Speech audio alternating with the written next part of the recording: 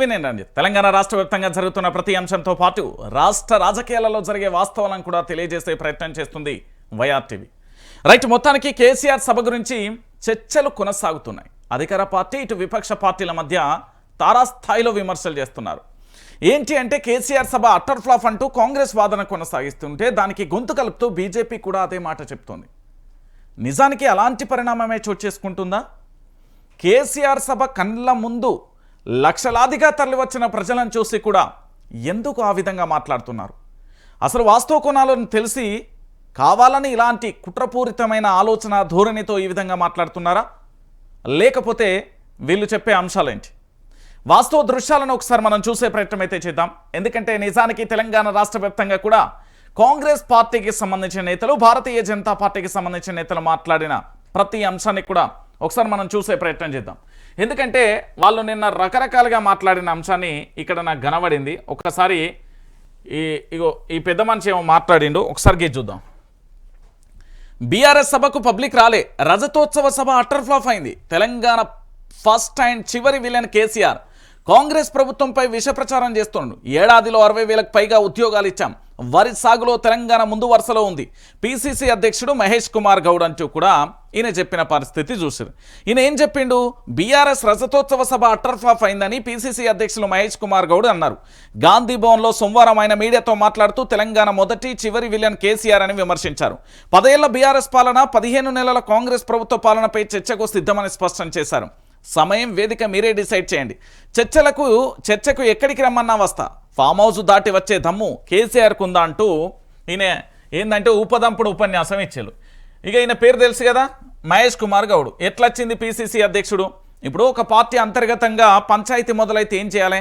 ఇప్పుడు కాశ్మీర్కు సంబంధించిన వివాదం కొనసాగుతుంది. కేంద్ర ప్రభుత్వం పూర్తి స్థాయిలో బలగాలకు సంబంధించి అక్కడ ఏది జమ్మూ కాశ్మీర్కు సంబంధించి వెళ్ళడం, అక్కడ పూర్తి స్థాయిలో కూడా ఏం జరుగుతుందో పరిస్థితులు తాజాగా మనం చూస్తున్నాం. ఆ విషయాల విషయంలో ఒకటి. రెండోది, మావోయిస్టుల విషయానికి సంబంధించి అటు కేంద్ర బలగాల మధ్య పూర్తి స్థాయిలో ఆర్మీ చుట్టుముట్టి కూడా వాళ్ళందరినీ కూడా పూర్తి స్థాయిలో కూడా లేకుండా మట్టుబెట్టే ప్రయత్నం చేస్తున్నది. రెండో విషయం, దీని గురించి కాంగ్రెస్ పార్టీ సీనియర్ నేత జానారెడ్డి దగ్గరికి రేవంత్ రెడ్డి వెళ్ళింది తప్ప తెలంగాణ కాంగ్రెస్ అధ్యక్షుడు ఏది మహేష్ కుమార్ గౌడ్ దగ్గరికి అయితే రాలే కదా సీఎం. మరి ఈ విషయాన్ని ఎందుకు పరిగణలోకి తీసుకోకూడదు? అంటే కాంగ్రెస్ పార్టీలో మిమ్మల్ని ఎవరన్నా అధ్యక్షుడు అని గుర్తిస్తున్నారా? మీరు మాట్లాడే మాట మీ ఇష్టం వచ్చినట్టు మీరు మాట్లాడుతున్నారు. ఎవరు? పీసీసీ అధ్యక్షుడు హోదాలో ఉన్న ఆయనే.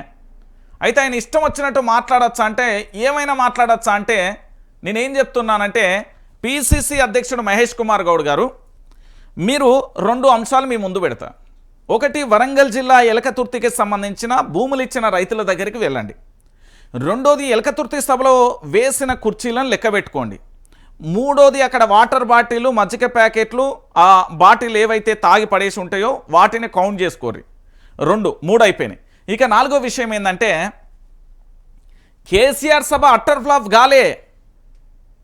మీ 15 నెలల రోత పాలనను చూసి నేను సైతం అంటూ, మేము సైతం అంటూ, మనమందరం అంటూ తెలంగాణలో ఉన్న ప్రతి ఒక్కరూ కూడా అక్కడికి చేరుకున్నారు. సుమారుగా 10 లక్షలకు పైగా కూడా ప్రజలు అక్కడికి చేరుకున్నారు. విషయం ఏంటి? ఖమ్మం నుండి వచ్చే బస్సులకు లారీలు అడ్డం పెట్టింది మీ ప్రభుత్వం కాదా? పూర్తి స్థాయిలో పోలీసుల పర్యవేక్షణ లోపం లేదా? వీటన్నింటినీ పక్కన పెట్టి బీఆర్ఎస్ సభ అట్టర్ ఫ్లాప్ అయిందంటే నిన్న విజువల్ చూపెట్టిన కదా, ఇలా మళ్ళీ విజువల్ చూపెట్టన్నా చూపెడతా. బీఆర్ఎస్ పార్టీ రజతోత్సవ సభ హిట్టు. ఇంకా దాని గురించి మీరు మాట్లాడాల్సిన అవసరమే లేదు. మరొకసారి బీఆర్ఎస్ పార్టీ యొక్క గ్రాఫ్ గణనీయంగా పెరిగింది అనేది వాస్తవమైన విషయం. బీఆర్ఎస్ పార్టీకి సంబంధించిన రజతోత్సవ సభ అట్టర్ ఫ్లాప్ అయింది. 15 నెలల కాలంలో 60,000 ఉద్యోగాలు ఇచ్చినాం. అవును, 60,000 ఉద్యోగాలు ఇస్తేనే నిరుద్యోగులందరూ గ్రూప్ 1 పంచాయతీలో గ్రూప్ 1లో స్కామ్ నడిచిందని జనార్దన్కు సంబంధించి ఆయన కోర్టుకు వెళ్తున్నాడు. ఆ విషయానికి సంబంధించి స్పందన లేదు. హైదరాబాద్ బాధితులు ఆగమైపోయారు, దాని గురించి స్పందన లేదు. మూసీ బాధితులు గుండె ఆగిపోయింది, దాని గురించి స్పందన లేదు. రైతులకు రుణమాఫీ చేస్తా అని రాష్ట్రంలో ఉన్న అన్ని దేవాలయం మీద ఒట్టేసిండు, అది జాడలేదు. రైతు భరోసా లేదు. వరికి సంబంధించిన సన్నాలు కాదు, అన్ని వడ్లను కొంటాం, 500 బోనస్ ఇస్తామంటే ఎన్నికల ముందు చెప్పి ఆ తర్వాత మాట మార్చిన మీ పార్టీ ఇప్పుడు మీరు ఏం చెప్తున్నారు? ఏందంటే వరి పంటనట ముందు వరుసలో ఉంచిల్లట. అయ్యా నీకు తెలియకపోతే సబ్జెక్ట్ కరెక్షన్ చేసుకో, లేదా చదువుకో, తర్వాత ప్రెస్ ముంగడికి రా. ఈ తెలంగాణను కల్వకుంట్ల చంద్రశేఖరరావు గారి సారథ్యంలో మళ్ళీ చెప్తున్నా, భారతదేశంలోనే అన్నపూర్ణ రాష్ట్రంగా తెలంగాణ విరజిల్లింది అనేది వాస్తవం. మీరు వచ్చినాక ఆగమైపోయింది. రైతులు గోసపడుతున్నారు, రైతులు ఆగమైపోతున్నారు, రైతులు అల్లాడిపోతున్నారు. ఇవన్నీ పక్కన పెట్టి ఈరోజు ఏదో ముచ్చట చెప్తాడు, ఏదో సభ అటర్ ఫ్లాప్ అయింది. తెలంగాణ ఫస్ట్ టైం చివరి విలన్ కేసీఆర్ కాదు. 1200 మంది విద్యార్థులను అకారణంగా కూడా బలి చేసింది మీ కాంగ్రెస్ పార్టీ. 1969లో 400 మంది విద్యార్థులను బలి చేసింది మీ కాంగ్రెస్ పార్టీ. మీరు పూర్తి స్థాయిలో మొదటి చివరి విలన్ కాదు. ఇక ఈ తెలంగాణలో కాంగ్రెస్ పార్టీ వద్దురా, ఈ రోత పరిపాలన మాకద్దు అనే కాడికి వచ్చారు. మీ కాంగ్రెస్ పార్టీ ఎన్ని గుర్తులను మార్చింది? మీ కాంగ్రెస్ పార్టీ ఎన్ని పేర్లను మార్చింది? ఎక్కడ నాగలి గుర్తు, ఎక్కడ ఎడ్లకు సంబంధించినవి ఎన్నెన్ని గుర్తులు పెట్టిళ్ళు? మీ కాంగ్రెస్ పార్టీ ఏడికొచ్చింది? మీ చరిత్ర ఏంది? అది గాంధీల కాంగ్రెసా, లేదా ఖాన్ల కాంగ్రెసా, లేకపోతే ఏ ప్రజల కాంగ్రెసా, లేకపోతే నాయకుల కాంగ్రెసా, ఎవల కాంగ్రెస్ అనేది కూడా తేటతెల్లం చేసుకోర్రి. బీఆర్ఎస్ పార్టీ రజతోత్సవ సభ అనేది బంపర్ సూపర్ హిట్ అయిపోయింది. వాళ్ళు ఆశించిన దానికంటే ఎక్కువగా కూడా ప్రజలు అక్కడికి వచ్చేలు. ఇక చాలామంది చెప్తారు వెనుక ముఖాన కొన్ని కుర్చీలు ఖాళీ ఉన్నాయి, లేకపోతే ప్రజలు రాలే అంటారు. అరే కళ్ళుండి చూడలేని కబోదులని నేనైతే ఎప్పుడు ఊహించలే వీళ్ళందరినీ, ఈ విమర్శలు చేసేటోళ్ళందరినీ. అరే బీఆర్ఎస్ పార్టీ రజతోత్సవ సభను చూస్తే ఒక్కొక్కరి పంచదడిసిపోతుంది. రాష్ట్ర ముఖ్యమంత్రి పేరు తీయకుండా మీ ప్రభుత్వాన్ని పొట్టేసుకున్నాడు కేసీఆర్. ఇది వాస్తవం కాదా? ఏంటంటే బీఆర్ఎస్ పార్టీకి సంబంధించిన రజతోత్సవ సభ అటర్ ఫ్లాప్ అట. ఇక వీళ్ళు మాట్లాడతారు, ఇక వీళ్ళ ముచ్చట మేము వినాలి. మేము ఉద్యమంలో పాల్గొని తెలంగాణ రాష్ట్రం కోసం పోరాటం చేసి పీజీలు చేసి ఇడికత్తే ఇక వీళ్ళ ముచ్చట్లు మేము ఏంది, వీళ్ళ ఊపదంపుడు ఉపన్యాసాలు ఎన్నుకుంటా పూర్తి స్థాయిలో కూడా ఏం జరుగుతుంది అనేది మేము చెప్పాలి. ఇది మన మహేష్ కుమార్ గౌడ్ గారు పూర్తి స్థాయిలో కూడా మహేష్ కుమార్ గారు ఏం చెప్తున్నారు అంటే, పూర్తిగా కూడా తెలంగాణ రాష్ట్ర వ్యాప్తంగానైతే బీఆర్ఎస్ పార్టీ రజతోత్సవ సభ ఫ్లాప్ అంటూ చెప్తూ వస్తున్న పరిస్థితి కనబడుతుంది. మీ కళ్ళకు కనిపించిందో లేదో నాకు తెలియదు కానీ మళ్ళొక్కసారి బీఆర్ఎస్ పార్టీ రజతోత్సవ సభా ప్రాంగణం పోయి లెక్క పెట్టుకోరు. ఇగో ఎవరు ఎన్ని మాట్లాడినా, ఎవరు ఎన్ని కారుకూతలు కూసినా, ఎవరు ఎన్ని విమర్శలు చేసినా, ఎవరు ఎన్ని మాట్లాడినా అల్టిమేట్గా కేసీఆర్ హీరో తెలంగాణకు. కేసీఆర్ అనే వ్యక్తి తెలంగాణ అనే ఒక పదాన్ని కాదు, తెలంగాణ అనే ఒక రాష్ట్రాన్ని తీసుకురావడం కోసం 2001లో తన ప్రస్థానం ప్రారంభించి 2014 వరకు నిరంతరాయంగా పోరాటం చేసి 10 సంవత్సరాలు పూర్తి స్థాయిలో తెలంగాణలో అధికారాన్ని చేపట్టి విపక్షంలో ఉన్నప్పటికీ కేవలం 15 నెలల కాలంలో కాంగ్రెస్ పార్టీ మీద వచ్చిన అతి భయంకరమైన వ్యతిరేకత ఏదైతే ఉందో ఆ వ్యతిరేకతతోని ప్రజలు కట్టలు తెంచుకున్న ఆగ్రహంతోనే అక్కడికి వచ్చారు. అటర్ ఫ్లాప్ అని చెప్పడానికి మీరెవరయ్యా? ఏది ఇంకొక కొంతమంది మాట్లాడతారు ఏది కాంగ్రెస్ పార్టీ మంత్రులు, మేము అసలు తలుసుకుంటే సభ జరగనిచ్చేటోళ్ళ. తలుసుకోర్రి ఒక్కసారి, అసలు మీరు ఉంటారా అనేది ఉంటుంది. మీరు తలుసుకోర్రి, మీరు ఉంటారా అనేది చూస్తాం మేము. తెలంగాణ రాష్ట్ర వ్యాప్తంగా బీఆర్ఎస్ పార్టీ ఇగో గిసొంటి ఈనకూరి ఇదంతా ఇవన్నీ ఏంది అంటే అక్కర్రాని ముచ్చట్లు. ఇక ఈ ఎలేటి మహేశ్వర్ రెడ్డికి ఏమైందో నాకు కూడా అర్థమైతలేదు. ఈయన మొన్నటిదాకా మంచిగానే ఉండే, ఏంది ఆ కాంగ్రెస్ వాళ్ళకి సంబంధించి ఏమైనా వాళ్ళతోనే ఏమైనా దోస్తానం చేసిండో ఏంది, ఈయన ఎట్లా చెడిపోయిండో నాకు అర్థమైతలేదు. ఏం మాట్లాడిండో చూడండి. రజతోత్సవ సభ అటర్ ఫ్లాప్ అయింది. సభ కోసం 150 కోట్లు ఖర్చు చేశారు, కనీసం 1,00,000 మంది కూడా రాలేదు. కేసీఆర్ సర్కార్ ఎన్కౌంటర్లు చేయలేదా? రాష్ట్ర అభివృద్ధి బీజేపీతోనే సాధ్యం, బీఆర్ఎస్ అసత్య ప్రచారం చేస్తుంది, బీజేపీ ఎల్పీ నేత మహేశ్వర్ రెడ్డి అంటూ చెప్తున్నారు. ఇక భారతీయ జనతా పార్టీ ఎలేటి మహేశ్వర్ రెడ్డి గారు 1,00,000 మంది రాలేదా? మరి 3 లక్షల షేర్లు ఎవరు? మీ తాత ముత్తాతలు ఏమన్నా పైనుండి ఇట్లా తదాస్తు అంటే చీరలని పడ్డాయా? కుర్చీలను లెక్క పెట్టుకున్నారా అంటున్నా. గ్రౌండ్లో 3 లక్షల చీరలను పరిశీలు, మరి వాడి సంగతి ఏంది? అలా కూర్చున్న ప్రజలేంది? 10 లక్షల ప్యాకెట్ల మజ్జిగ, 10 లక్షల బాటిల్ పంచేలు, మరి దాని సంగతి ఏంది? ఎవరు దాగిల్లు అవన్నీ? మీ బీజేపీ వాళ్ళు ఏమన్నా పోయి దాగిర్రా? కేసీఆర్ సభ అటర్ ఫ్లాప్ 150 కోట్లు ఖర్చు చేసిలు, చేస్తే ఏమైంది? మీ ఇంట్లోకి వెళ్ళి అయితే తేలే కదా. మీ బీజేపీ ప్రధాని నరేంద్ర మోడీ అయితే ఏం చందారాశి పంపించలే కదా. వాళ్ళ బీఆర్ఎస్ పార్టీ సొమ్మే కదా, వాళ్ళ ఖాతాలకే సంబంధించి ఎంతో కొంత పెట్టుకుంటారు భయ్. వాళ్ళ సభ వాళ్ళు 24 సంవత్సరాలు 25వ వసంతంలో అడుగు పెడుతుళ్ళు, వాళ్ళు రజతోత్సవ సభ ఏర్పాటు చేసుకుంటారు. వాళ్ళు చేసుకుంటే మీకెందుకంత నొప్పి, మీకెందుకంత కడుపు నొప్పి అవుతుంది నాకు అర్థమైతలేదు. ఎలేటి మహేశ్వర్ రెడ్డి నిజంగా కూడా రాజకీయ జ్ఞానం పరిపూర్ణంగా ఉందనుకున్నా, కానీ ఇంత ఘోరంగా ఉంటుందని నేను ఊహించలే. ఇంత ఘోరంగా ఉంటుందా ఈయన యొక్క పరిజ్ఞానం రాజకీయాల పట్ల అనేది నేను ఊహించలే. ఏముంటుంది భయ్, తెలంగాణ రాజకీయాలలో పూర్తి స్థాయిలో మైకులు ఉన్న ప్రతి ఓడు మాట్లాడతాడు, పైసలు ఉన్న ప్రతి ఓరు ఎమ్మెల్యే అవుతారు. దీంట్లో పెద్ద ఫరాక్ ఏమీ లేదు. ఇండిపెండెంట్గా గెలిచిన ఎమ్మెల్యేలు కూడా చాలా మంది ఉన్నారు. 2014 ఉన్నారు, 2018 ఉన్నారు, 2023లో కూడా ఉన్నారు. ఈ ఎలేటి మహేశ్వర్ రెడ్డి అట 150 కోట్లు కాదు, ఏమన్నా చెక్ బుక్లు రాసి ఇచ్చినావు ఎలేటి మహేశ్వర్ రెడ్డి మీ ఇంట్లోకి వెళ్ళి ఏమన్నా, లేకపోతే కనీసం 1,00,000 మంది రాలేదా? సరే ఆ డ్రోన్ విజువల్ మళ్ళీ ఒకసారి పంపిస్తావు, చూస్తావా? ఆ డ్రోన్ విజువల్ ఒకసారి మళ్ళీ పంపిస్తా. మరి ఇక నీకు ఏమనిపిస్తుందో నాకు తెలియదు, కానీ ఒకసారి పూర్తి స్థాయిలో కూడా డ్రోన్ విజువల్ మళ్ళీ ఒకసారి పంపించమంటే నేను పంపిస్తా. ఎందుకంటే తెలంగాణ రాష్ట్ర వ్యాప్తంగా కూడా పూర్తి స్థాయిలో కూడా ఏం జరిగింది ఏం కథ అనేది ఒకసారి విజువల్ ఇక చూడు. ఎలైటి మహేశ్వర్ రెడ్డి గారు మరి లెక్క పెట్టుకుంటావా? ఒక్కొక్కరిని నేను మళ్ళా రమ్మని చెప్పనా? మరి ఎట్లా మళ్ళీ మీరేమన్నా సభ పెడతారా? ప్రజలారా, బీఆర్ఎస్ పార్టీకి సంబంధించిన బీఆర్ఎస్ రజతోత్సవ సభకు వచ్చిన వాళ్ళందరూ బీజేపీ ఆఫీస్కు రమ్మని చెప్తే లెక్క పెట్టుకోమరిలే. లేకపోతే ముదుగాల మీరు అక్కడికి పోయి లెక్క పెట్టుకొని ఉండే, పెన్ను పేపర్ పట్టుకొని 1 2 3 4 5 6 7 8 అని లెక్క పెట్టుకోను. ఒకసారి చూడది మహాకుంభమేళను తలపించే విధంగా బీఆర్ఎస్ పార్టీకి సంబంధించిన రజతోత్సవ సభ విజయవంతమైతే దానికి సంబంధించి ప్రజలు రాలే, అటర్ ఫ్లాఫు. ఏం అటర్ ఫ్లాఫు? ఏం జరిగింది? ఇక ఈ ఎలేటి మహేశ్వర్ రెడ్డిది ఈ బాధ. ఇక ఈ విజువల్ చూసినాకనైనా ఆయన మార్చుకుంటారా, లేకపోతే కాంగ్రెస్ వాళ్ళ సోపతిలో ఉన్నా నేను కాంగ్రెస్ పార్టీకి సంబంధించి మాట్లాడతాడా అంటే ఇక నేనేం చేయలేను. ఇక నెంబర్ 3 అంశం ఏంటి అంటే ఇక వీళ్ళిద్దరు ఏందో మీకు అర్థమైపోయింది. ఇక ఇంకొక విషయం ఏంటంటే తెలంగాణ యావత్తు సమాజానికి కూడా తెలవాల్సిన విషయం ఏంది, కేసీఆర్ ప్రసంగంలో పసలేదా? కేసీఆర్ గారు ఏదైతే ఉపన్యాసం ఇచ్చిల్లో ఈ ఉపన్యాసానికి సంబంధించి పూర్తి స్థాయిలో కూడా ఏమంటారు, చాలామంది చాలా రకాలుగా మాట్లాడుతున్నారు. అయితే మీరు తెలుసుకోవాల్సిన విషయాలు 2 ఉన్నాయి. 2001లో తెలంగాణ రాష్ట్ర సాధన కోసం తెలంగాణ ఉద్యమాన్ని పూర్తి స్థాయిలో కేసీఆర్ అనే వ్యక్తి ప్రారంభించి తెలంగాణ రాష్ట్రం కోసం 14 సంవత్సరాలు ఏ సభ పెట్టినా ఎట్లా మాట్లాడినా అద్భుతంగా ఉండేది అనేది చాలామంది అంటున్నారు. కేసీఆర్ గారి ఉపన్యాసంలో పసలేదు అంటున్నారు. అప్పుడు ఆంధ్ర పెత్తందారి వ్యవస్థ ఉండే కాబట్టి, సీమాంధ్రకు సంబంధించిన పెత్తందారి వ్యవస్థ ఇక్కడ ఉండే కాబట్టి గో బ్యాక్ సాంబార్ ఇడ్లీ కానీ, లేకపోతే ఆ యాసేంద్రభయ్, ఆ రోతేంద్రభయ్ అని ఇట్లా రకరకాలుగా చమత్కారంగా కూడా మాట్లాడుతూ వాళ్ళని విమర్శిస్తూ ఆయన పూర్తి స్థాయిలో కూడా ప్రసంగం ఉండేది. ఇప్పుడు రేవంత్ రెడ్డిని విమర్శించాలి, ఐదరార్ బీజేపీకి సంబంధించిన కిషన్ రెడ్డి రాష్ట్ర అధ్యక్షుడు కాబట్టి ఆయన, లేకపోతే ఇంకొకరిని విమర్శించాలి. కానీ వాళ్ళది కేసీఆర్ స్థాయి కాదు. ఇంకొక విషయం ఏంటంటే మన తెలంగాణ ప్రాంత బిడ్డలకు సంబంధించి మన వాళ్ళను పూర్తి స్థాయిలో విమర్శించాల్సిన అవసరం కూడా కేసీఆర్కు లేదు. కేసీఆర్ సమస్యల పట్ల, కేసీఆర్ జరుగుతున్న అన్యాయం పట్ల, కేసీఆర్ పూర్తి స్థాయిలో ఈ తెలంగాణలో జరుగుతున్న రోత పాలన గురించి మాత్రమే ఆయన మాట్లాడింది. ఇది వాస్తవమైన విషయం. సో ఉపన్యాసంలో పసలేదు కాదు, ఉపన్యాసం చాలా అద్భుతంగా మాట్లాడింది. ఎట్లా మాట్లాడిండు అంటే మీరు ఉపన్యాసాన్ని గనక ఒకసారి పూర్తి స్థాయిలో మళ్ళీ వీక్షించండి. ఇందులో 3 ప్రధానమైన అంశాలు కనబడతాయి. ఒకటిసారి రాష్ట్ర ముఖ్యమంత్రి పేరు తీయకుండా కేసీఆర్ అద్భుతమైన ఉపన్యాసం చేసిండు, అందులో హిట్టు. రెండోది ఏంటి అంటే పూర్తి స్థాయిలో జాతీయ పార్టీలను ఏకం చేస్తూ వాళ్ళ యొక్క తాట తీసే ప్రయత్నం చేసిండు. మూడో విషయం ఏంటంటే తెలంగాణ రాష్ట్ర వ్యాప్తంగా కూడా సమస్యలకు సంబంధించి అక్కడి ప్రజలకు బీఆర్ఎస్ పార్టీ సైనికులు మనోధైర్యాన్ని కల్పించిండు.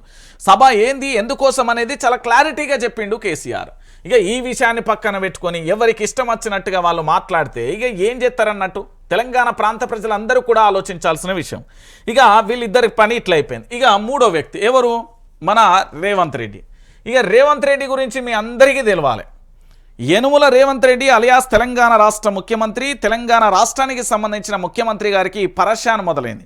అసలు ఏం జరుగుతుంది రాజకీయంలో, కాంగ్రెస్ పార్టీలో జరుగుతున్న పరిణామాలు ఏంటి ఒక్కసారి మనం ఈ వార్త చదివి మీకు చెప్తాం.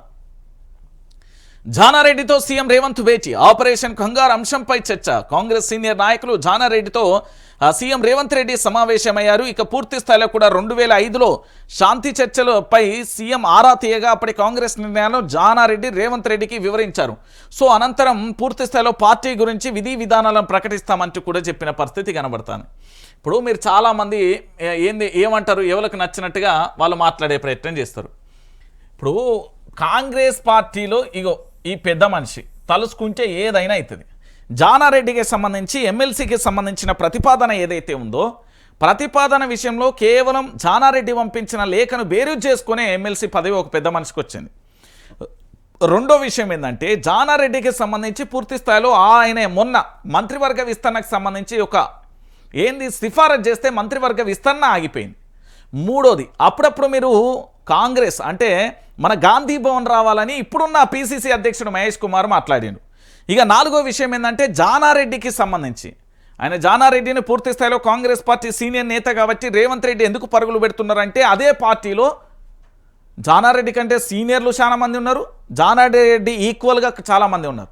సో కానీ ఈయన పదే పదే ఎందుకు వెళ్తున్నాడు అంటే జానారెడ్డితో సీఎం రేవంత్ రెడ్డి భేటీ పదే పదే ఎందుకు జరుగుతున్నది అంటే రాజకీయ పూర్తి పరిపక్వత, రాజకీయ పూర్తి అనుభవం ఉంటే తప్ప రాజకీయాలను శాసించడం, రాజకీయ పరిపాలనా వ్యవస్థ అనేది వస్తుంది. ఇక్కడ రాజకీయంగా కాకుండా విమర్శల స్థాయిలో అంటే రాజకీయం కాకుండా ప్రతిపక్షంలో మాట్లాడడం చాలా ఈజీ, కానీ అధికారంలో పూర్తి స్థాయిలో పరిపాలన చేయడం అనేది చాలా భయంకరమైన టాస్క్. సో ఫైనల్గా ఇక్కడ జరిగిన చర్చ ఏంటంటే జానారెడ్డికి సంబంధించి పూర్తి స్థాయిలో కూడా ఎవరు రేవంత్ రెడ్డితో భేటీ అయిన పరిస్థితి కనబడుతుంది. రేవంత్ రెడ్డి ఏది పీఠం ఉండాలన్నా పీఠం దిగాలన్నా 2 నిమిషాల పని జానారెడ్డి గారికి. ఇది వాస్తవమైన విషయం. జానారెడ్డి గారు తలుచుకుంటే రేవంత్ రెడ్డి పీఠం 2 నిమిషాలలో పోతుంది.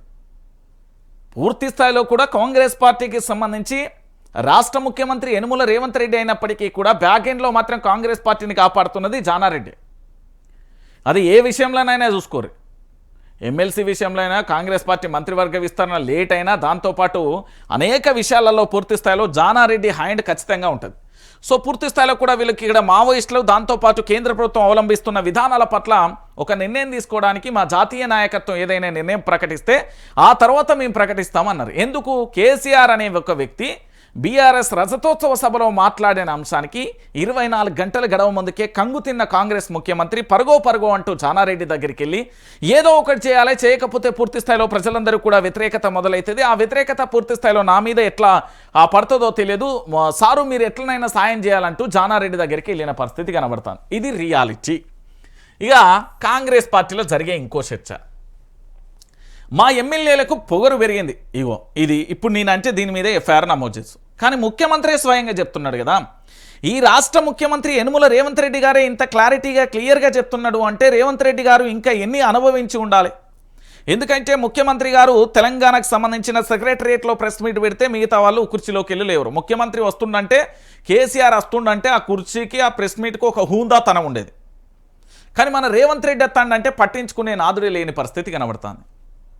ఇక్కడ ఒకసారి చూద్దాం, హైదరాబాద్కు వచ్చి టైంపాస్ చేస్తున్నారు. అబ్బా ఏం చెప్పినవే రేవంత్ అన్న, ఇష్టం వచ్చినట్టు మాట్లాడితే పదవులు ఇయ్యం, నన్ను నమ్ముకున్నందుకే అద్దంకికి పదవి ఇచ్చిన, రాహుల్తో నాకు మంచి సంబంధాలు ఉన్నాయి, నేను ఎవరిని నమ్మించాల్సిన పని లేదు, మీడియా చిచ్చాట్లో రేవంత్ రెడ్డి అంటూ కూడా చెప్పిన పరిస్థితి కనబడుతుంది. నిజంగా కూడా సొంత పార్టీ ఎమ్మెల్యేలకు సంబంధించి ఇక్కడ కాంగ్రెస్ పార్టీకి సంబంధించిన ఎమ్మెల్యేలు ఏంటంటే ఎవరి దారి వారికే, ఎవరు ఇష్టం వచ్చినట్టు ఎటు పడతట్టు ఏది పడుతుంది, ఏం మైకు దొరికితే ఆయన ఏం మాట్లాడుతాడో ఈ పరిజ్ఞానంలో ఉన్నాడో లేదో కూడా తెలియని పరిస్థితి ఒకటి. రెండో విషయం ఏందో తెలుసా, ఇక్కడ చాలా ఆశ్చర్యం అనిపిస్తుంది మీ అందరికీ. రెండో విషయం ఏంటంటే ముఖ్యమంత్రి గారికి సంబంధించి ప్రెస్ మీట్ పెడితే ఎమ్మెల్యేలు పలకరు. ఇంకోటి ఏంటంటే నియోజకవర్గాలలో ఉండాల్సిన ఎమ్మెల్యేలు అధికారం మాదే కదా అని హైదరాబాద్లో ఉత్త టైంపాస్ చేస్తున్నారు. ప్రజా సమస్యలు పట్టించుకోకపోగా ప్రభుత్వానికి సంబంధించి కాస్తో కూస్తో చేసిన పనులను కూడా చెప్పుకోలేక, వాళ్ళు చేస్తున్న కొన్ని పథకాలను అమలు చేస్తున్నా కూడా వాటిని ప్రజల్లోకి తీసుకెళ్లలేక, ముఖ్యమంత్రి మీద నాది జానారెడ్డి వర్గం, నాది రేవంత్ రెడ్డి వర్గం, నాది ఇంకో వర్గం, డిప్యూటీ ఏది బట్టి విక్రమార్క వర్గం, నాది ఆ వర్గం ఈ వర్గం, లేదా నాది రాహుల్ గాంధీ వర్గం, ఇలా రకరకాలుగా వాళ్ళ ఏంది అంటే పోకడలు, నేతృత్వ పోకడలు జరుగుతున్నాయి. ఇక ఎమ్మెల్యేలకు సంబంధించి మీకు తెలిసిన విషయమే, కేసీఆర్ను నిన్న ఒక ఆయన మాట్లాడినబ్బా, నిజంగా చెప్తున్నా నాకు అదేంది నొప్పి మీద ఇది ఎంత బగ్గు అన్నదంటే, కల్వకుంట్ల చంద్రశేఖరరావు గురించి మాట్లాడే అర్హత ఉన్నదా వీళ్ళకు? కేసీఆర్ గురించి మాట్లాడే అర్హత ఉన్నదా? 24 గంటలు గడిచినప్ప మీ కాంగ్రెస్ పార్టీ మంత్రులకు కూడా కౌంటర్ ఇయ్యరాలే, మీ ముఖ్యమంత్రికి కౌంటర్ ఇయ్యరాలే. అంటే అర్థం చేసుకోవాలి, కేసీఆర్ మాట్లాడే ప్రతి వ్యూహం ప్రతి మాట చాలా అద్భుతంగా ఉంటుంది, అది ప్రజల్ని ఆకర్షించే విధంగా ఉంటుంది, విమర్శలకు విమర్శించినట్టు ఉంటుంది.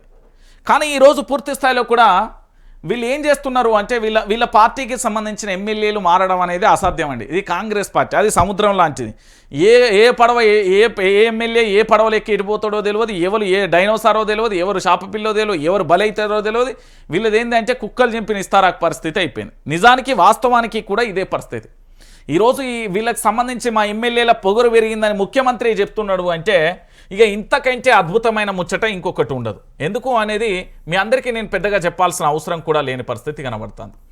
ఇక చూసిరు కదా, పవర్ సెంటర్ పెద్దలు జానారెడ్డి గారు పవర్ సెంటర్గా మారిన సీనియర్ నేత, పార్టీలో ప్రభుత్వంలో ఆయన మాటే ఫైనల్. జానారెడ్డి చెప్పిందే ఫాలో అవుతున్న రేవంత్. కేబినెట్ విస్తరణపై పెద్దలకు లేఖ, పెద్ద ఆయన లేఖతో విస్తరణ ఆగిందని ప్రచారం. తన వ్యక్తికి ఎమ్మెల్సీ ఇప్పించుకున్న జానారెడ్డి, జిల్లాలోనూ తన మనిషికే అధ్యక్ష పదవి, ఇంట్లో నుంచే చక్రం తిప్పుతున్న జానారెడ్డి.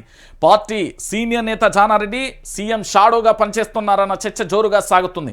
ముఖ్యమంత్రి కంటే ఎక్కువగా అధిష్టానం దగ్గర ఆయన పలుకుబడి నడుస్తుందట. పార్టీలో ప్రభుత్వంలోనూ ఆయన మాటే చెల్లుతుందని తెలుస్తుంది.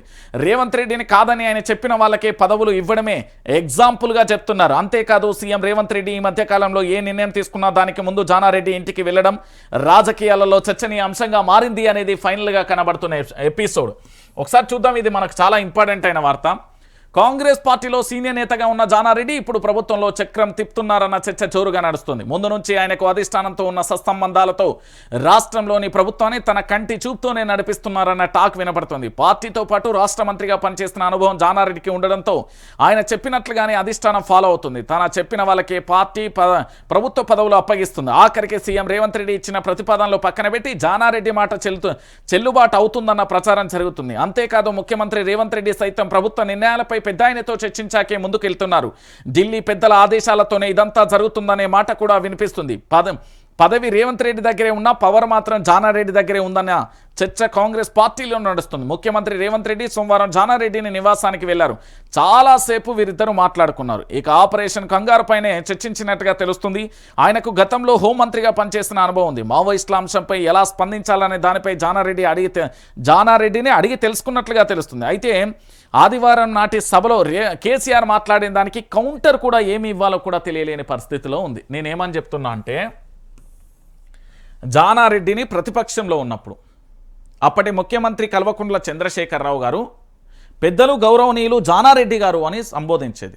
ప్రతి పదంలో అసెంబ్లీలో కానీ మీరు ఎక్కడనైనా చూడండి, ఏ సభలో మాట్లాడినా ఏడ మాట్లాడినా జానారెడ్డి విషయం కనుక వస్తే పెద్దలు గౌరవనీయులు జానారెడ్డి అనేది. అంటే అధికారంలో ఉన్నప్పటికీ కూడా జానారెడ్డికి పెద్దపీట వేసిండు కేసీఆర్. ఎందుకంటే ఆయన వ్యక్తిత్వం కావచ్చు, ఆయన రాజకీయ అనుభవం కావచ్చు, ఆయనకున్న పరిపాలన అంటే హోంమంత్రిగా ఇతరత్ర పదవులు అనుభవించిండు కాబట్టి ఆయనకు అన్ని విషయాలలో అనుభవం ఉంది కాబట్టి ఆయన మాట్లాడే ప్రతి మాటను, ఆయన ఇచ్చే ప్రతి సలహాను కూడా స్వీకరించిండు అప్పటి ముఖ్యమంత్రి కేసీఆర్. అయితే ఏమైపోయిందంటే 2024, 23, 24 అనుకోవచ్చు, ఇక 25 అనుకోవచ్చు. ఇక రేవంత్ రెడ్డి అధికారంలోకి వచ్చిన తర్వాత నేనే సీఎం, నా మాట ఎవడు లెక్క కాదంటాడు, నన్ను ఎవరు కాదని పోతారు, నన్ను ఏం చేయగలుగుతారు అనే కోణంలోకి ఈయన యొక్క ప్రయాణం కొనసాగింది. కానీ ఎక్కడికక్కడ బ్రేకులు పడుతూ వచ్చినాయి. అనాలోచితమైన నిర్ణయాలు ఒకవైపు, వాళ్ళ యొక్క పార్టీకి సంబంధించిన ఎమ్మెల్యేలు మాట వినకపోవడం ఇంకోవైపు, వాళ్ళ మంత్రివర్గానికి సంబంధించి పూర్తి స్థాయిలో పంచాయతీ ఇంకొక వైపు, మంత్రివర్గ విస్తరణకు సంబంధించిన మరో పంచాయతీ. ఈ విధంగా మీరు ఎపిసోడ్ మొత్తం చూసుకుంటా పోతే కాంగ్రెస్ పార్టీకి సంబంధించి గడ్డు కాలంలో పడే పరిస్థితి వచ్చింది. ఆఖరికి దీపాదాస్ మునిషికి సంబంధించి పూర్తి స్థాయిలో తనని ఇన్ఛార్జి బాధ్యతలను తప్పించిన మీనాక్షి నటరాజన్ అనే వ్యక్తి, ఆ మహిళ వచ్చి ఇక్కడ ఇన్ఛార్జ్ బాధ్యతలు స్వీకరించినప్పటికీ కూడా ఫైనల్గా జానారెడ్డి చక్రం తిప్పితే మాత్రమే కాంగ్రెస్ పార్టీ కాస్తో కూస్తో ఏది స్లోగా తన పరిపాలన వైపు వెళ్తుంది. కానీ అంతకుముందు ఆగమైన నిర్ణయాలు, అడ్డగోలు నిర్ణయాలు, బ్రేక్ స్పీడ్లు లేకుండా ఆగమాగం ఏది రన్నింగ్ రేస్ పెట్టినట్టు ఉరుకుడులు, బైక్ రేసులు చేసినట్టు ప్రభుత్వం అసమర్థమైన నిర్ణయాలు తీసుకుంది. సో మొత్తానికి మీరు ఏమనుకున్నా కూడా ముఖ్యమంత్రి యనుమల రేవంత్ రెడ్డి అయినప్పటికీ కానీ పవర్ మాత్రం జానారెడ్డి దగ్గరే ఉంది. ఇది చాలా సుస్పష్టం. మనం 2 సందర్భాలను చాలా లోతుగా ఆలోచించండి. ఒకటి, పూర్తి స్థాయిలో కూడా జానారెడ్డి గారికి సంబంధించి ఎమ్మెల్సీ తన వర్గానికి ఇప్పించుకోవడం, ఆ జిల్లా అధ్యక్షుడు తన మనిషినే పెట్టుకోవడం, మంత్రివర్గ విస్తరణకు ఈయన లేఖ రాస్తే ఆగిపోవడం, ఇలాంటి పరిణామాలన్నీ కూడా చూస్తే మీకు చాలా క్లియర్గా కూడా అర్థమవుతుంది. సో ఫైనల్గా ఇక్కడ జరిగే విషయం ఏంటంటే జానారెడ్డి ఉంటేనే ఏదైనా సాధ్యం అనేది ఇప్పటికైనా మేల్కొన్నది కాంగ్రెస్. దానికి శుభాకాంక్షలు, మీకు నిజంగా కూడా కంగ్రాచులేషన్. ఎందుకు అంటే ఈ తెలంగాణలో రాజకీయాన్ని పూర్తి స్థాయిలో కూడా అనేక పదవులు అనుభవించినప్పటికీ కూడా అహంకారం ఏది లేకుండా తన రూపంగా తన ముఖం మీద ఎక్కడ అహంకారం అనేది కనిపించకుండా అందరినీ పూర్తి స్థాయిలో ఏకతాటికి తేవడానికి జానారెడ్డి అనే వ్యక్తి ఎప్పటికీ పనిచేస్తాడు. అది వాస్తవమైన విషయం. ఇక దీంతో పాటుగా మరో విషయం చూద్దాం. ఏంది, మావోయిస్టుల ఏరివేతకు కేంద్రం చేపట్టిన ఆపరేషన్ ఖంగార్పై Revanth Reddy double game start చేశారు. ఏది, ఖంగార్కు ముందుగా స్వయంగా ఢిల్లీకి వెళ్లి మద్దతు తెలిపిన ముఖ్యమంత్రి ఇప్పుడు రూటు మార్చనున్నారన్న అభిప్రాయాలు కూడా వ్యక్తమవుతున్నాయి. మొదటి నుంచి మావోయిస్టుల ఏరివేతపై బీజేపీకి మద్దతు ఇస్తున్న రేవంత్ రెడ్డి ఇప్పుడు శాంతి చర్చల కోసం కమిటీ వేస్తామని చెప్పడం, మరోవైపు పార్టీని నేను తీసుకున్న తర్వాతే ప్రభుత్వ విధానం ప్రకటిస్తామని చెప్పడం ఆయన డబుల్ గేమ్కు జస్ట్ ఎగ్జాంపుల్గా నిలుస్తున్నాయంటూ సొంత పార్టీ నేతలే చెప్తున్నారు. Operation Kagar, Revanth double game. 2024లో అమిత్ షాతో మీటింగ్కు సీఎం 2026 వరకు మావోయిస్టులను నిర్మూలిస్తామని అదే మీటింగ్లో చెప్పిన కేంద్ర హోంమంత్రి అమిత్ షా శాంతి చర్చలు జరపాలని ఆనాడు చెప్పని రేవంత్ ఆపరేషన్ ఖంగార్పై ఎల్కతుర్తి సభలో కేసీఆర్ ఆగ్రహం, మావోయిస్టులను చంపొద్దంటూ హెచ్చరికలు. కేసీఆర్ మాటలతో రూటు మార్చిన రేవంత్ శాంతి చర్చల పేరుతో కమిటీ వేస్తామన్న సీఎం. ఓవైపు బీజేపీ పనులకు మద్దతు, మరోవైపు శాంతి చర్చల పేరుతో టాపిక్ డైవర్ట్. ఒకసారి ఇక్కడ చూడ్రి, ఇది 2024లో ఫోటో. ఏంది, మావోయిస్టుల నిర్మూలన కోసం అప్పటి సమావేశానికి సంబంధించిన ఫైల్ ఫోటో. నిజానికి మావోయిస్టుల వల్ల ప్రజలకు మేలు జరిగిందా అంటే జరిగింది. ఎందుకంటే అడవుల సంరక్షణ కావచ్చు, నదుల సంరక్షణ కానీ, బాక్సైట్ తవ్వకాలు కానీ, గనుల విషయంలో కానీ, దాంతోపాటు అరాచక శక్తులను ఏరివేయడంలో కానీ, ఇలా రకరకాలుగా చెప్పుకుంటే గిరిజన ఆదివాసీ బిడ్డల నుంచి ఎక్కువగా కూడా మావోయిస్టు ప్రభావితం కానీ, ఆ పాటలో లేకపోతే వాళ్ళ ఉద్యమ స్ఫూర్తితో లేకపోతే వాళ్ళ ఉపన్యాసాలు దేనికో ఒకదానికి ఆకర్షితులైన వాళ్ళే. మీరు చరిత్రలో చాలామందిని చూడండి, వాళ్ళందరూ కూడా బ్యాక్గ్రౌండ్ కనుక చూసుకుంటే అక్కడ నుండి అడవి బాట నుండి వచ్చిన వారే.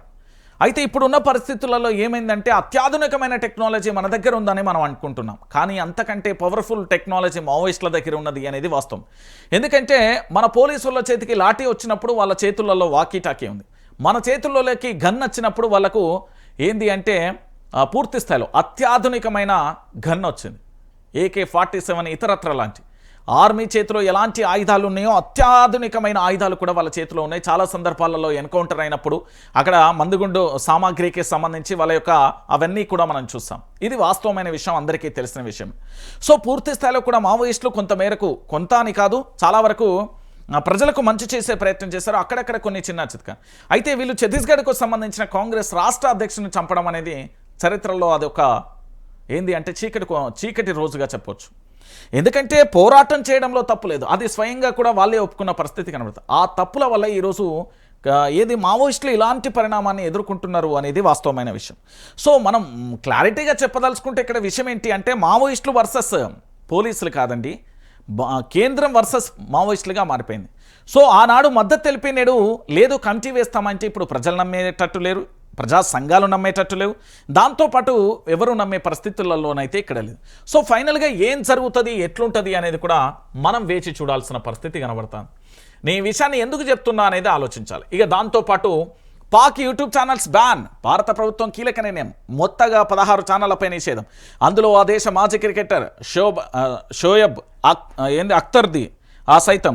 ఇక దాంతోపాటు జమ్మూ కాశ్మీర్కు సంబంధించి పూర్తి స్థాయిలో కథనాలతోని ఏంది అంటే తప్పుడు కథనాలను ప్రసారం చేస్తున్నది అనేది వాస్తవమైన విషయం. ఇప్పుడు ఒక ఛానల్కు సంబంధించి పూర్తి స్థాయిలో పాకిస్తాన్లలో ఛానల్లో నడిపిస్తారు, అవి ఇక్కడ భారతదేశంలో ఉన్న చాలామంది వీక్షిస్తారు. దానివల్ల వచ్చే ఆదాయం ఎవరికి చేరుతుంది, పాకిస్తాన్కు సంబంధించిన యూట్యూబ్. దానివల్ల ఏం జరుగుతుంది, ఆ తప్పుడు సమాచారాన్ని ఇక్కడ స్ప్రెడ్ చేయడం వల్ల లేదు అదేదో జరుగుతుంది అంటూ చెప్పిన పరిస్థితి కనబడుతుంది.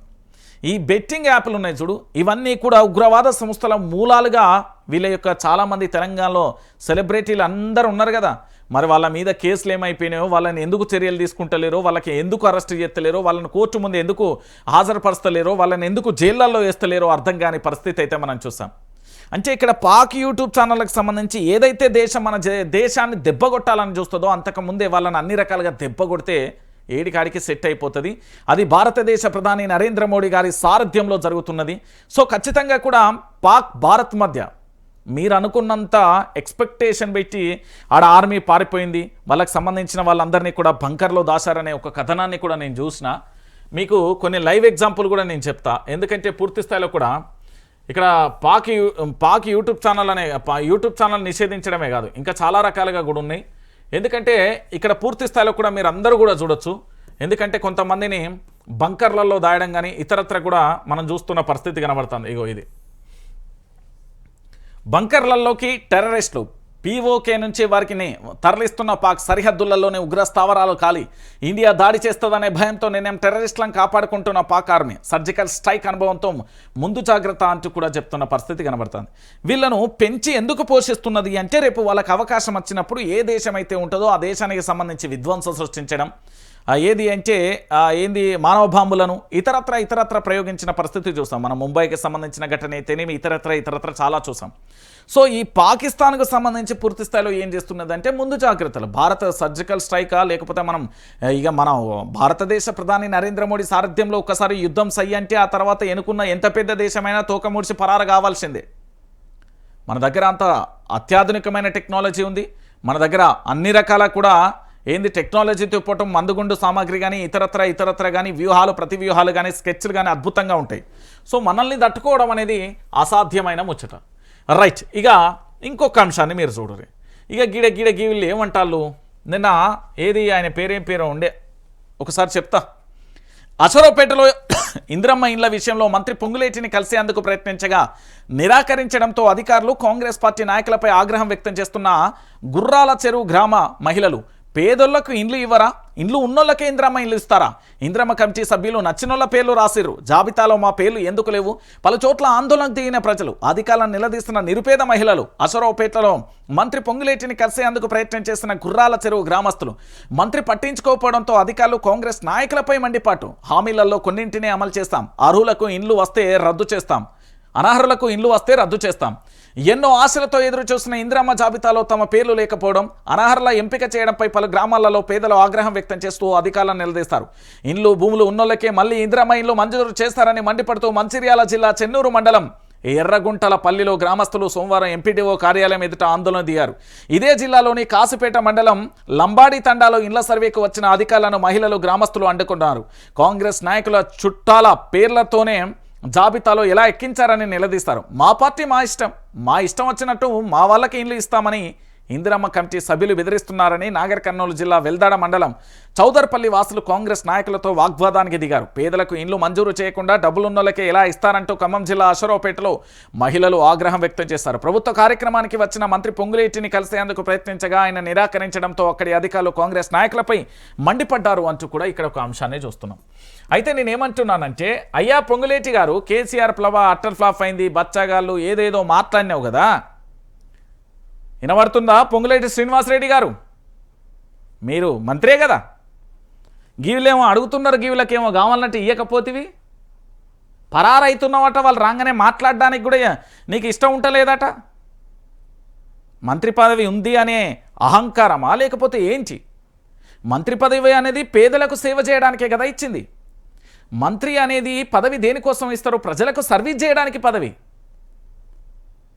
అంతేగాని పూర్తి స్థాయిలో మీ మీద ఈడీ దాడులు జరిగినప్పుడు దానికి సంబంధించిన ప్రెస్ మీట్లను పెట్టనీయకుండా ఆదాని అంబానీలతో ఒప్పందాలు చేసుకొని లేకపోతే ఇతరత్ర కాదు కదా. మరి దీని సంగతి ఏంది? ప్రజలందరూ కూడా అడుగుతున్నారు కదా. పొంగులేటి శ్రీనివాసరెడ్డి గారు, నిన్నేదో బాగా మాట్లాడిర్రు కదా, మీ నియోజకవర్గంలో మీ ఇజ్జత్ దీశీలు మహిళలు, ఇంతకంటే ఇజ్జత్ పోయేదే ఉంటుంది ఇంకా? కనీసం అంటే కనీసం కూడా లేని పరిస్థితి కనబడుతుంది. రైట్, ఇక కేసీఆర్ సభ. ఇప్పుడు కేసీఆర్ సభ గురించి మనం మాట్లాడుకోవాలి. ఇంతసేపు రాష్ట్రంలో జరిగిన పరిస్థితులు, దాంతోపాటు కాంగ్రెస్ పార్టీ ప్రజా సమస్యల గురించి మాట్లాడుకున్నాం. ఇప్పుడు కల్వకుంట్ల చంద్రశేఖరరావు గారి సారథ్యంలో బీఆర్ఎస్ వర్కింగ్ ప్రెసిడెంట్ కేటీఆర్ గారు ఏర్పాటు చేసిన పనులన్నింటినీ కూడా కేటీఆర్ గారు ఏర్పాటు చేసిన సభ ఏదైతే ఉందో ఆ సభకు సంబంధించి సక్సెస్ ఎలా అయింది ఒకసారి దాని గురించి మాట్లాడుకుందాం. దాని గురించి మాట్లాడిన తర్వాత మిగతా విషయాలను కూడా మాట్లాడుకునే ప్రయత్నం చేద్దాం. ఒక్కసారి ఆ సభను ఎలా ఎలా ఎలా పూర్తి స్థాయిలో కూడా సక్సెస్ చేసిర్రు అనేది ఒకసారి చూద్దాం. ఒక్కసారి చూడుర్రి, ప్రజలు ఎట్లొచ్చిలో మనందరం కూడా చూసాం. తండ్రికి తగ్గ తనయుడు కేటీఆర్ అంటూ కూడా ఒక్కసారి చూడొచ్చు. ఏంది అంటే తండ్రికి తగ్గ తనయుడు కేటీఆర్ అంటూ కూడా చూడొచ్చు, తగ్గేదేలే అంటూ కూడా ఒక అంశాన్ని చూడొచ్చు. పార్టీ చరిత్రలో అతిపెద్ద సమావేశాన్ని నిర్వహించిన కేటీఆర్ పార్టీ నేతల నుంచి శ్రేణులు ఒకరు వెల్లువెత్తుతున్న ప్రశంసలు ఆది నుంచి అన్ని తానై సభ నిర్వహణకు చేపట్టిన కేటీఆర్ వర్కింగ్ ప్రెసిడెంట్గా వరంగల్ సభ నిర్వహణలో కేటీఆర్ సక్సెస్ పార్టీ లీడర్లు సీనియర్ల నుంచి కేటీఆర్కి ప్రశంసలు. అసలు ఏం జరిగింది అనేది కూడా ఒకసారి చూద్దాం. సభా నిర్వహణ కమిటీతో ఏర్పాటుతో పాటు వచ్చే లక్షలాది మంది ప్రజలు పార్టీ నేతలు కార్యకర్తలకు ఎలాంటి అసౌకర్యం కలగకుండా పకడ్బందీగా ప్రణాళికలు రూపొందించారు. సిల్వర్ జూబ్లీ సభ విజయవంతానికి జిల్లాలోని పర్యటించి సన్నాహక సమావేశాలు నిర్వహించి పార్టీ శ్రేణులతో కొత్త ఉత్సాహాన్ని నింపారు. ప్రతినిత్యం రాష్ట్ర నేతలతో పాటు జిల్లా అధ్యక్షులు, మాజీ మంత్రులు, ఎంపీలు, ఎమ్మెల్యేలు, ఎమ్మెల్సీలు, కార్పొరేషన్ చైర్మన్లుగా పనిచేసిన ప్రతి ఒక్కరితో కేటీఆర్ టెలికాన్ఫరెన్స్లు నిర్వహించడం కూడా సభను సక్సెస్ చేయడంలో అత్యంత కీలకమైన పాత్ర పోషించింది.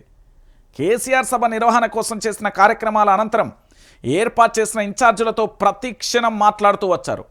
వరంగల్ జిల్లా నాయకులు సభ నిర్వహణ బాధ్యతల విషయంలో ఎప్పటికప్పుడు దిశానిర్దేశం చేశారు.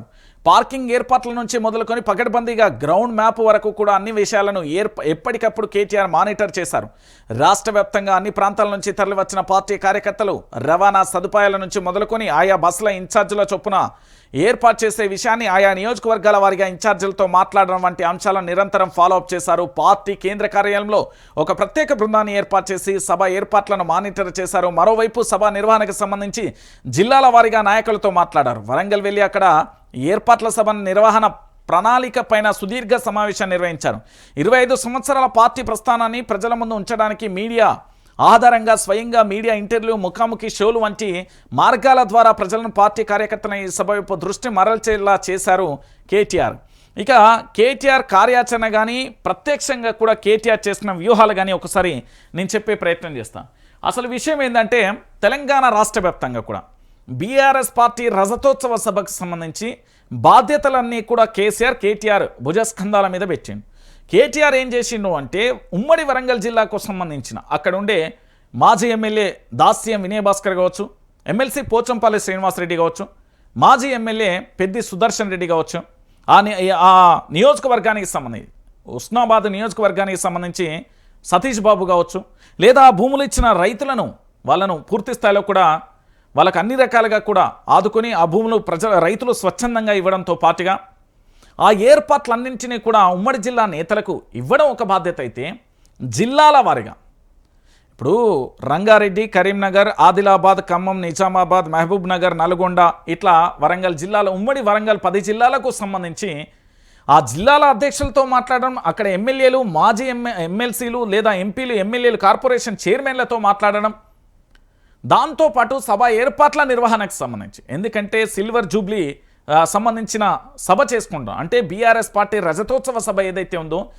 లక్షలాదిగా తరలి రావాలి. ఏ విధంగా బీఆర్ఎస్ పార్టీ 14 సంవత్సరాల పోరాటం ఒకవైపు, 10 సంవత్సరాల పరిపాలన ఇంకొక వైపు, దాంతోపాటు 15 నెలల కాంగ్రెస్ పార్టీ యొక్క వైఫల్యాలు ఇంకొక వైపు, మనోధైర్యం కోసం ఎదురు చూస్తున్న ప్రజలు ఇంకొక వైపు, కేసీఆర్ మళ్ళీ రావాలనే నినాదం ఇంకొక వైపు, పూర్తి స్థాయిలో కూడా తెలంగాణ రాష్ట్ర వ్యాప్తంగా కూడా ఆ సభ అనేది చాలా చాలా చాలా అన్ని రాజకీయ పార్టీలు ఉత్కంఠంగా ఎదురు చూస్తున్న సభ. అలాంటి సభకు వాళ్ళు పెట్టుకున్న టార్గెట్ మొదట 5 లక్షలు, ఆ తర్వాత 7 లక్షలు, ఆ తర్వాత 10 లక్షలు, ఆ తర్వాత 12 లక్షలకు మించిపోయింది. అంటే ప్రజలు స్వచ్ఛందంగా ఎందుకు తిరిగి వస్తున్నారంటే కేసీఆర్ గతంలో చేసిన సంక్షేమ పథకాలు ఇప్పుడు కోల్పోయారు కాబట్టి, పార్టీ నాయకులు ఎందుకు అంత కసిగా పనిచేస్తున్నారంటే అధికారాన్ని వీళ్ళ చేతిలోకి ఇస్తే అభివృద్ధి అనేది అంధకారంలోకి పోతుంది కాబట్టి, సభ అనేది అంత అద్భుతంగా నిర్వహించి నిజంగా కూడా ఇతరత్ర కొత్త టెక్నాలజీని వినియోగించడానికి కారణం ఏంటి అంటే అందరికీ అందుబాటులో మేము సైతం అంటూ బీఆర్ఎస్ వర్కింగ్ ప్రెసిడెంట్ కేటీఆర్ చేసిన వ్యూహాలుగా వచ్చి సో ఫైనల్గా కేటీఆర్ అనుకున్నది మాత్రం సాధించాడు. ఎందుకంటే కేసీఆర్ వారసత్వంలో మీరందరూ కూడా చూడొచ్చు, ఇటు కేటీఆర్ కానీ, కవిత కానీ, దాంతోపాటు ఉద్యమం నుంచి ఉన్న హరీష్ రావు కానీ, వీళ్ళు ముగ్గురు ఒక ఎత్తు అయితే కేసీఆర్ మరో ఎత్తు. సో కేసీఆర్ లా సభ నిర్వహించడం, కేసీఆర్ పూర్తి స్థాయిలో కూడా ఫామ్ హౌస్లో అనేక సందర్భాలలో కూడా పార్టీకి సంబంధించిన కార్యకర్తలు కానీ ఇతరత్రతో జిల్లాల వారీగా కూడా సమీక్షా సమావేశాలు నిర్వహించడం చూసాం. సో తండ్రికి తగ్గ తనయుడుగా కేటీఆర్ అనిపించుకున్నాడు అనేది వాస్తవమైన విషయం, ఇది మనందరికీ తెలిసిన విషయమే. సో ఫైనల్గా ఇక్కడ జరిగిన చర్చ ఏంటంటే కేటీఆర్ చుట్టే ఇప్పుడు రాజకీయాలు తిరుగుతున్నాయి. ఒకటి బీఆర్ఎస్ వర్కింగ్ ప్రెసిడెంట్ హోదాలో కేటీఆర్ ఉన్నాడు, అదే హోదాలో పూర్తి స్థాయిలో సభను కూడా సక్సెస్ చేశాను. ఈ సభను సక్సెస్ చేయడంలో పూర్తి స్థాయిలో కూడా ప్రజలు కానీ అందరూ కూడా సంతోషపడ్డ పరిస్థితి కనబడతాం. సో అల్టిమేట్గా కేటీఆర్ అయితే సక్సెస్ అయిండు అనేది వాస్తవమైన విషయం. ఇక దీంతో పాటుగా మరొక అంశం కూడా ఉన్నది. ఏంది అంటే తెలంగాణ ప్రాంత ప్రజలందరికీ కూడా తెలవాల్సిన విషయం. ఇక్కడ పూర్తిగా కూడా మనం చూస్తాం. ఏది కేసీఆర్ నిన్న ఉపన్యాసానికి సంబంధించి మీరందరూ కూడా చూసారు. కేసీఆర్ ఏమేం మాట్లాడతాడా, ఎట్లెట్లుంటుంది అనేది ఉపన్యాసానికి సంబంధించి మనందరం కూడా చూసాం. సో కేసీఆర్కు సంబంధించి పూర్తిగా కూడా ఒక్కసారి మాట్లాడితే కేసీఆర్ ఎట్లుంటుంది అనేది కూడా మనం చూడొచ్చు. సో పూర్తిగా కూడా కేసీఆర్ యుద్ధబేరి ఎట్లా మోగింది, కేసీఆర్కు సంబంధించిన ప్రసంగం ఎట్లుండే, ఆ సభకు సంబంధించి ఎట్లా జరిగింది అనేది ఒకసారి చూద్దాం. మీకు కొన్ని ఎగ్జాంపుల్ చూపెడతా. అసలు నిన్న సభ సక్సెస్, ప్రజలు రావడం ఇంకా సక్సెస్.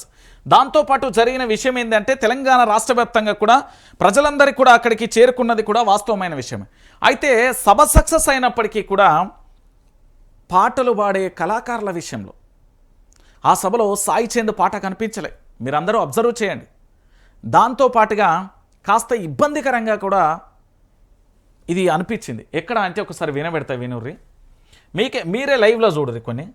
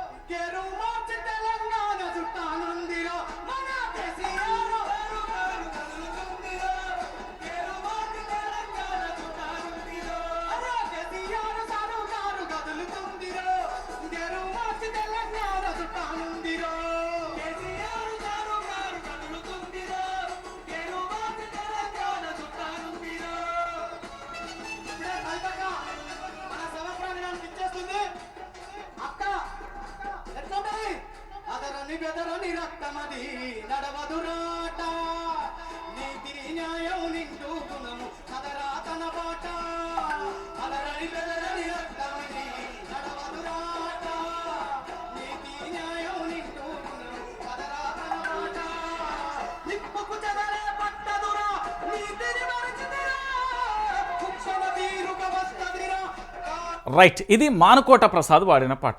మీకు ఇంకొకటి కూడా చూపెట్టాలి, ఎందుకంటే ఇక్కడ సందీప్ పాడతాను ఒకసారి.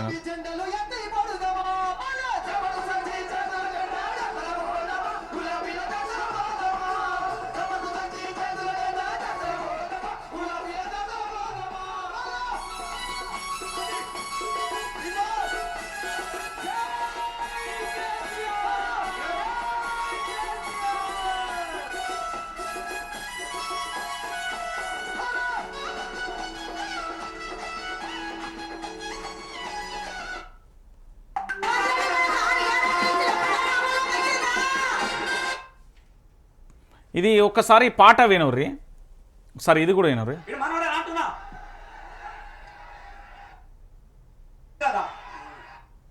ఒకసారి ఇది వినుర్రి.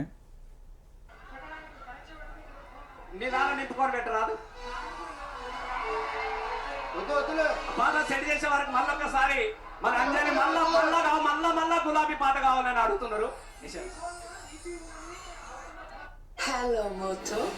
అంటే పూర్తి స్థాయిలో ఒక్కసారి మీరు చూడుర్రి. ఇక్కడ విషయం ఏంటంటే యాడ్ వస్తుంది.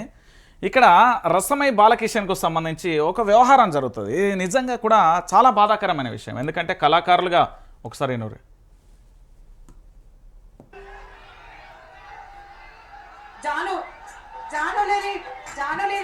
పాట రావట్లేదంట, ఈపీలేదంట. మీ ఫోన్ పంపించేసారు, మీ ఫోన్ పంపించేసారు. వినాలి, నేను ఒక మాట చెప్తాడా.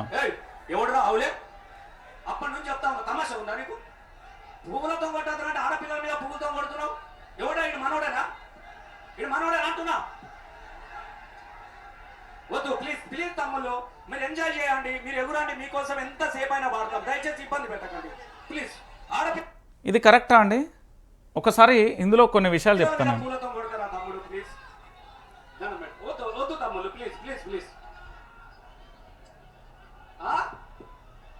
ఏంది బండి బండి వరకు వచ్చింది కదా, బండెనక బండి గట్టే 16 బళ్ళు గట్టి పొలవురారో మన పరంగల్లు జాతరా. బండెనక బండి గట్టి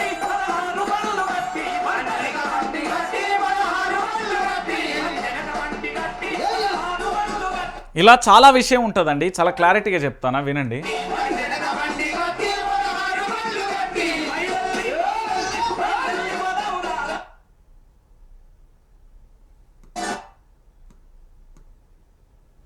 ఇక్కడ విషయం ఏంటి అంటే మానుకోట ప్రసాద్ పాడిండు, సందీప్ పాడిండు, రసమయ్య పాడిండు. రసమయ్య తన యొక్క అంటే ఇప్పుడు కేసీఆర్ వస్తాడు, హరీష్ రావు వస్తాడు, కేటీఆర్ వస్తాడు, కవిత వస్తుంది, చంద్రబాబు వస్తాడు, లేకపోతే రేవంత్ రెడ్డి వస్తాడు, లేకపోతే అన్ని పార్టీల అధ్యక్షులు వస్తారు.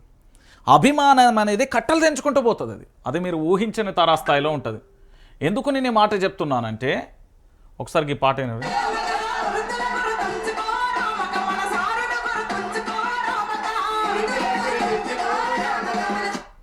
అయితే ఇక్కడ వీళ్ళు మాట్లాడే మాట ఏదైతే ఉందో నిజంగా బీఆర్ఎస్ పార్టీకి సంబంధించిన ఏది అభిమానులను కానీ సైనికులను కానీ కార్యకర్తలను పూర్తి స్థాయిలో అది బాధాకరమైన విషయం. వాళ్ళు ఏదో సంతోషంగానో లేకపోతే ఇతరత్రానో వాళ్ళు వేస్తే ఏంది పూర్తిగా కూడా పూలను జల్లే ప్రయత్నం చేస్తూ ఉంటే వాళ్ళను ఎట్లా అంటే ఏమన్నారో కూడా మీరు విన్న పరిస్థితి కనబడుతుంది. ఎందుకు నేను మాట చెప్తున్నా అంటే ఇక్కడ మీకు ఇక్కడ కనబడుతుంది, చూపెడతాగండి. ఈ అమ్మాయికి ఇక్కడ ఏం పని అండి నాకు అర్థం కాదు. భారత రాష్ట్ర సమితి ఇది బీఆర్ఎస్ పార్టీకి సంబంధించి. ఒకటి మీరు సందీప్ పాడినప్పుడు ప్రజల నుంచి స్పందన ఎట్లున్నదో చూసారు. ఆ తర్వాత మానుకోట ప్రసాద్ పాడినప్పుడు స్పందన ఎట్లున్నదో చూసారు. ఆ తర్వాత రసమై మాట్లాడిన మాటలవి చాలా బాధాకరమైన విషయం. పూలతోనో బాటిళ్లతోనో సభ జరిగినప్పుడు సంతోషం కోసమో కళాకారులు తెలంగాణ రాష్ట్రం కోసం తెలంగాణ ఉద్యమంలో వాళ్ళు వాడిన పాటలకు సంబంధించి వాళ్ళకి వచ్చిన సంతోషం ఇలా మీ పాటలు వాడితేనే ఇక్కడ ఇంత ఉత్సాహంగా ఉత్తేజంగా ఉన్నది అని వాళ్ళ ఆనందంతోనో పూలు జల్లీలు. దానికి సంబంధించి 2 నిమిషాలు ఓర్చుకుంటే అయిపోయే పని, లేదా పూర్తి స్థాయిలో దాన్ని మంచి పద్ధతిలో చెప్పొచ్చు. తర్వాత లాస్ట్కు తమ్ముళ్ళు అని చెట్ట ఇది బాధాకరమైన విషయం. సభలో నాకు నచ్చలేదు. రెండోది ఏంటి అంటే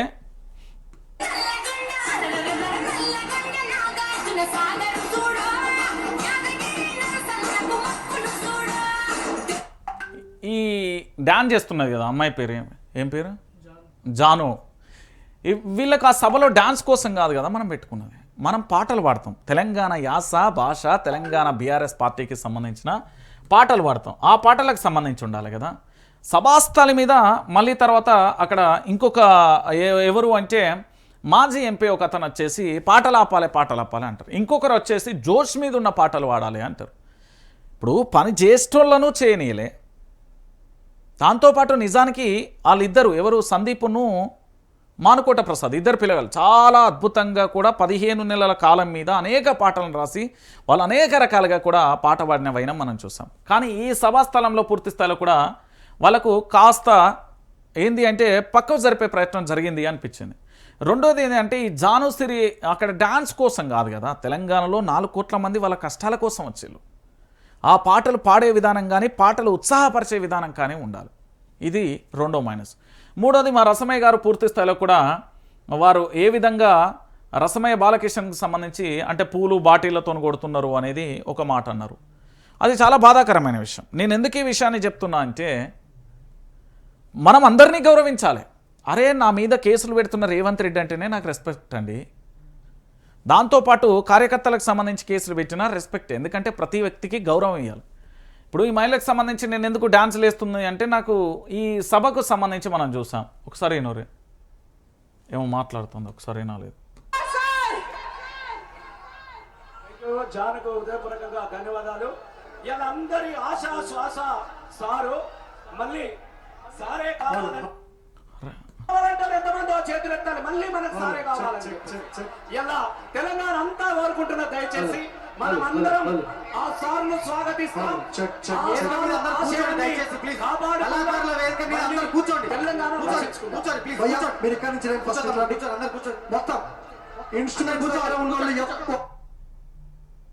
ఒకసారి మీరు అందరూ కూడా చూడాలి. అంటే నిన్న ఆ సభలో ఈ మైనస్లు జరిగినాయి. భవిష్యత్తులో ఇలాంటివి జరగకుండా చూడండి. నేను ఇంకొక మాట కూడా కళాకారులకు నేను విజ్ఞప్తి చేస్తూ ఉన్నా, రిక్వెస్ట్ చేస్తూ ఉన్నా. ఎందుకంటే నాకు మీ కళల పట్ల చాలా గౌరవం ఉంది. ఈ ప్రత్యేక తెలంగాణ రాష్ట్రం రావడం కోసం మీ గొంతులను ఏ విధంగా సానబెట్టి పాటలు పాడిలో తెలుసు. ఎందుకంటే గోదారి చుట్టూ నీళ్ళు ఉండి సుక్కా దొరకని గోదారి కానీ, వీరులారా వందనం పాట కానీ, జైబోలో తెలంగాణ కానీ ఇలా చెప్పుకుంటూ పోతే వేలాదిగా కాదు లక్షలాదిగా పాటలు ఉంటాయి.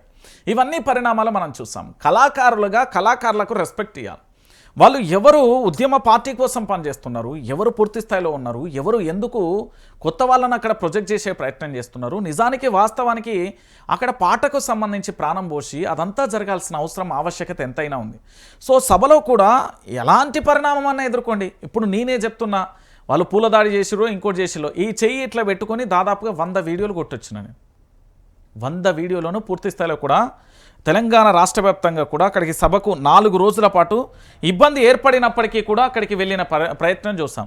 సో ఫైనల్గా పూర్తిగా కూడా తెలంగాణ ప్రాంత ప్రజలకు నేను చెప్పేది ఏంటంటే, కళాకారులకు సంబంధించి మీరందరూ కూడా కళాకారులు మళ్ళొక్కసారి 15 నెలల పాలనతో పాటుగా పూర్తి స్థాయిలో ఎవరు పనిచేస్తున్నారు, ఎవరు పనిచేయట్లేదు అనేది కూడా గుర్తించాలి.